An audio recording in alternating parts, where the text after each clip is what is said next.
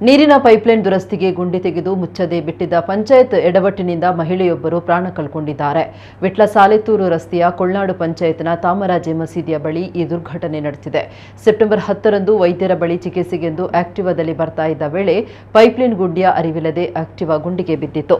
ಈ ವೇಳೆ ಆಕ್ಟಿವಾದಲ್ಲಿ ಇದ್ದಂತಹ ಹಿಂಬದಿ ಪ್ರಯಾಣ ಮಾಡ್ತಾ ಇದ್ದಂತಹ ಸುಂದರಿ ಎಂಬುವರಿಗೆ ಗಂಭೀರ ಗಾಯವಾಗಿತ್ತು. ಅವರನ್ನು ತಕ್ಷಣ ಆಸ್ಪತ್ರೆಗೆ ದಾಖಲಿಸಲಾಗಿತ್ತು.